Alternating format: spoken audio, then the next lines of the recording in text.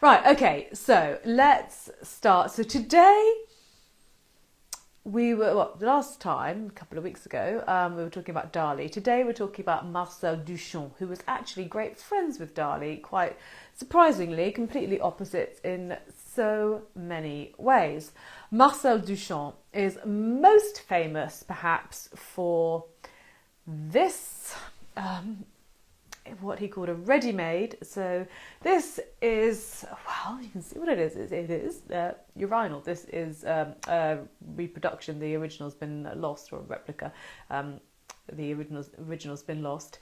And on the side of the urinal, he wrote a signature, Mutt, dated it 1917, and he entered it to be exhibited, which caused a whole furore, but that's a whole different story. He called it Fountain for exhibition purposes.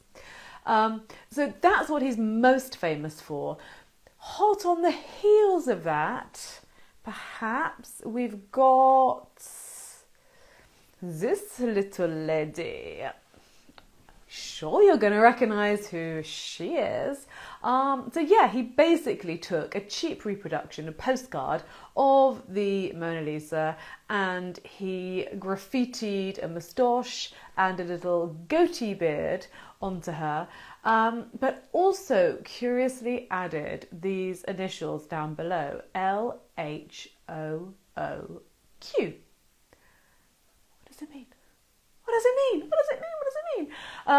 Okay, I need to start by, for the people who don't speak French amongst you, I'm sure you all speak French, just saying LHOOQ in French and seeing if you can discern a little bit of wordplay here. So LHOOQ. Speak French? LHOOQ.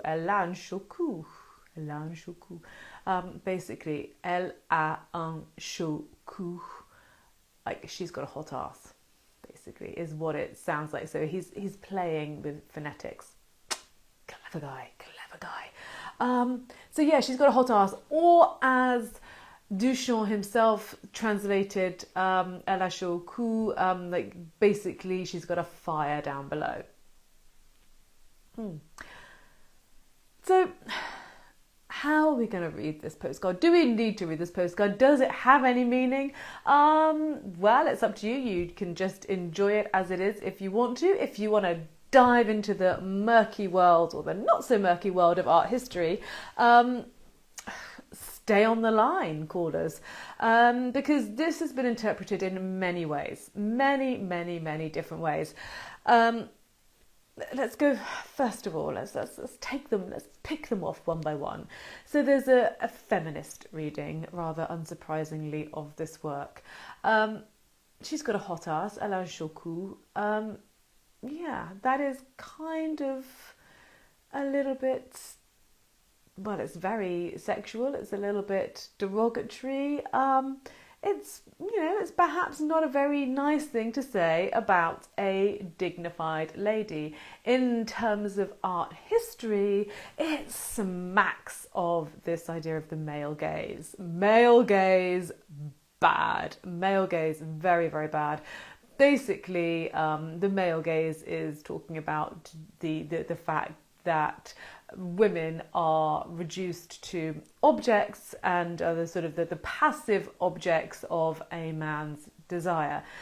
So this means essentially that with the addition of this acronym, that the Mona Lisa is being brought down to the level of a mere sexual object instead of the dignified and, some might say, beautiful lady that she actually was. So yeah, maybe not the kindest reading. I have a problem with that reading though, and my problem with that reading is that it addresses the acronym, it addresses the LHOOQ, but it doesn't address the facial hair, does it? So that's kind of left out of that. So I think, yeah, okay, there's something else going on there. So second reading could be quite simply, what shall I call it? Perhaps the schoolboy reading. It's it's true that there is more than a whiff of the playground about much of Duchamp's work. I mean, it is, let's face it, quite frankly, quite a juvenile thing to do, isn't it? To get a pencil, because that's what he used, and a postcard, and to literally deface a beautiful woman, a famous woman, just, by drawing in facial hair. I mean, it's childish. It's childish.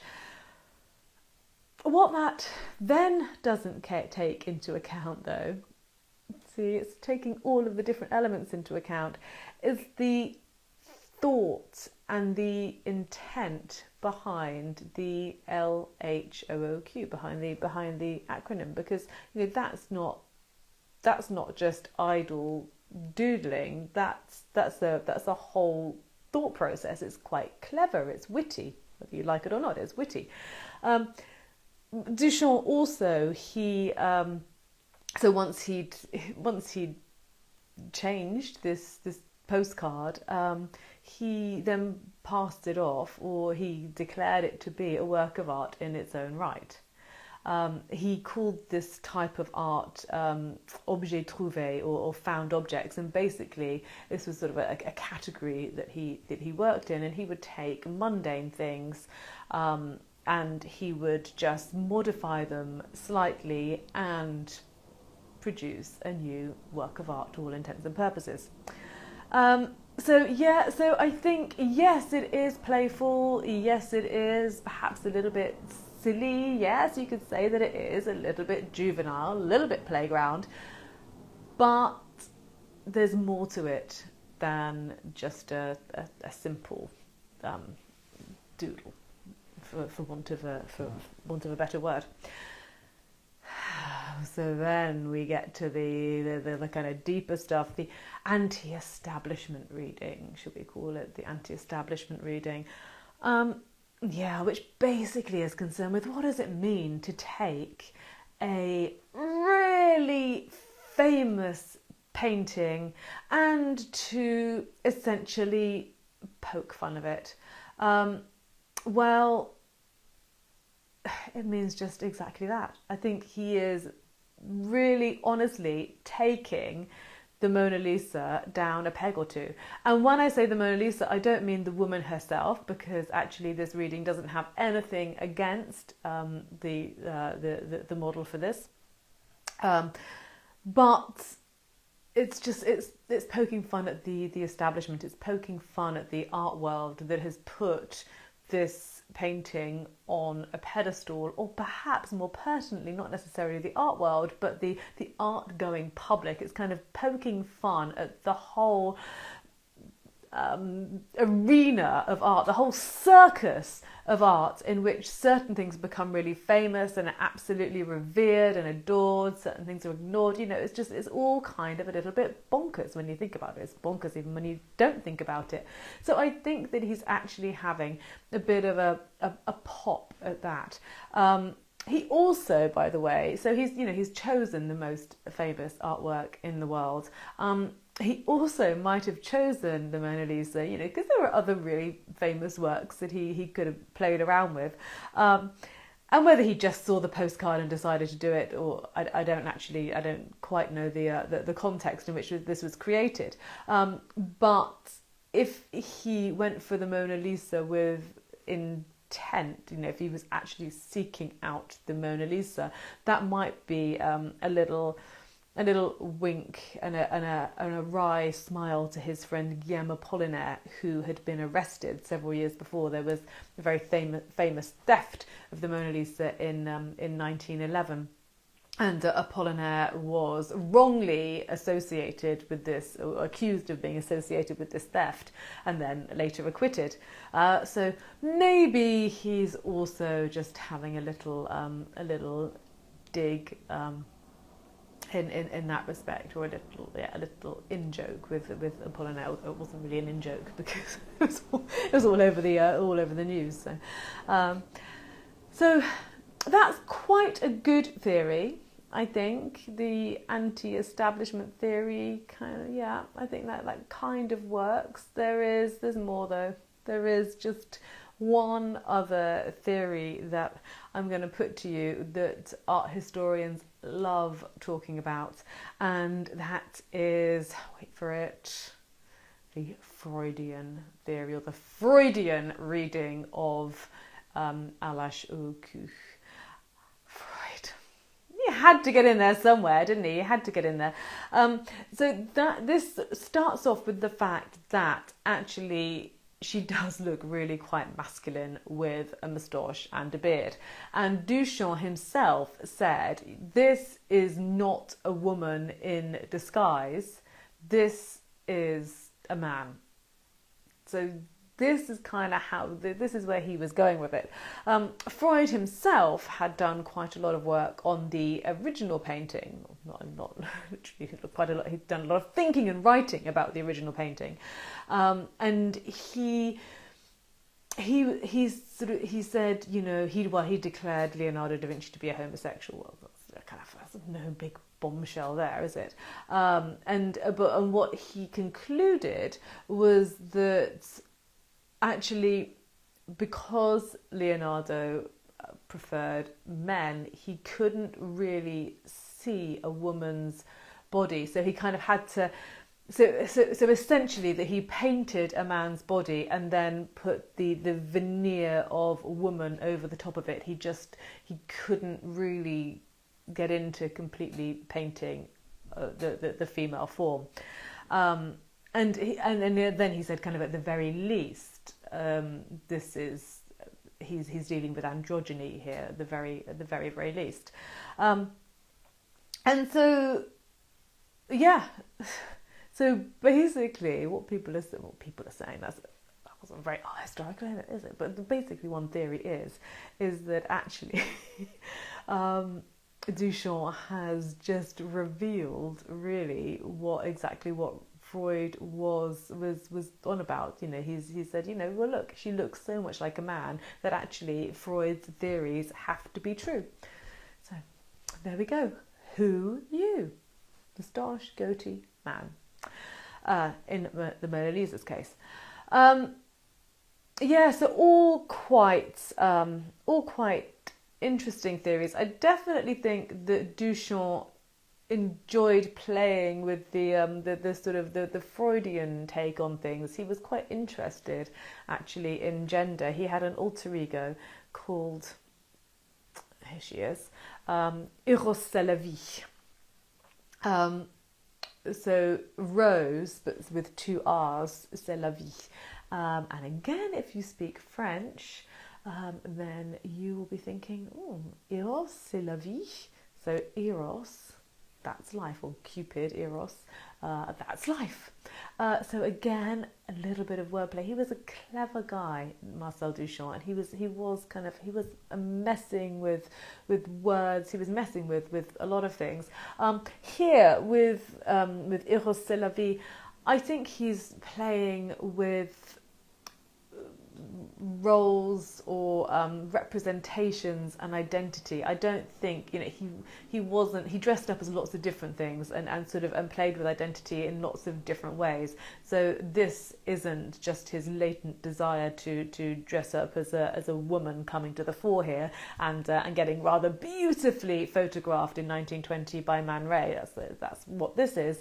I think it did go deeper, and he was playing with ideas of identity without getting into it too much.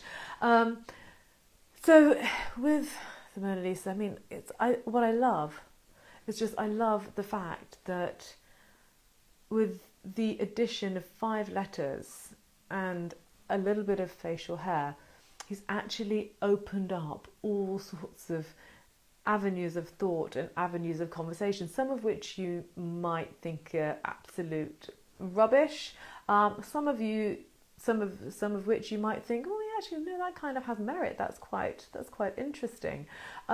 He was definitely out to disrupt the art world. Talking about disruptors today, Duchamp, he was the grand disrupteur of the monde d'art, for sure, and he managed to do that not just in this little work, but also he basically made a career out of it. He basically did turn art and what is art in the whole art world pretty much on its head. So yeah, and the great thing is that I said that he was making these works and passing them off as new works. Well, he wasn't passing them off; he was declaring them to be new works of art. And the wonderful thing is that subsequently loads of artists actually like to have replicated this, and they've riffed off Marcel Duchamp's original kind of play with the Mona Lisa. Quite hilariously, his friend Picabia, he wanted to reproduce an image of Duchamp's Mona Lisa with LHOQ and the facial hair and so on. He wanted to reproduce it in a magazine, and he didn't have a copy of the postcard that Duchamp had originally graffitied, and so he thought, oh, it's fine, do you know what, I'm just going to make one by myself. They were friends, it was okay, and so he drew on the moustache, she did the LHOOQ, forgot the beard, so this was reproduced in a magazine, with the full credits and everything, but without the beard. And Duchamp didn't mind. He saw the funny side, because much later on in 1942, he did his own reproduction, and he entitled it. So he added in a goatee, and he titled it "Moustache" by Picabia, "Beard" by Duchamp, and it was dated April 1942. So how art becomes different art, and how we can play with the meaning. I suppose that's the final word on that. So there we go. Let's stop sharing. Yeah, he was a really interesting character. Really interesting, actually. I think Marcel Duchamp, I will declare him to be, in my eyes, a genius. Absolutely a brilliant guy, just really, really interesting, because all of his ideas were original. So you can say, well, is that art really, taking a urinal and and calling it fountain and signing it and so on? Well, it's the idea behind it, and we can argue this all day, every day. And arguably I would say that if someone did it now, because it's already been done, well, that's quite lame. But because he was doing it when nobody else was doing it, and because he actually really did cause a huge furore, I think that's quite interesting. That's what I'm going to say. I think that's interesting. So thanks for joining. I don't know what to do next week. I was thinking about maybe talking about all of the times that the Mona Lisa has been stolen. I don't know, is that interesting? Give me a sign if you think that's interesting. Otherwise, yeah, we'll see. I don't know. We'll do something next week. In the meantime, if you're around on Sunday and are anywhere near London, or can get to London for 2:00, I am performing in the Phoenix Arts Club, which is just quite near Tottenham Court Road, at 2:00 on Sunday afternoon. It's quite fun. It's a little show. It's called Love, Lust and Lucky Escapes. About an hour and a half, an hour and 3/4 with an interval. So that will be fun. Tickets are only £10 plus a pound. What's the word? Yeah, fee, or whatever it's called. Not many seats left at all. Break a leg. Thank you very much indeed. I hope I don't. Well, I hope. Yeah. Yes, I know what you mean. Thank you very much. Not many seats left. So, but there is a bar which will be open. So, that's a boon, isn't it? So hopefully I'll see some of you on Sunday. If I don't, I will see you next week. Thank you very much. Good luck. Thank you very much. And I'll let you know how stiff I am after my foray into the boxing ring. Thanks very much for joining, everybody. Bye-bye. Bye-bye. Bye.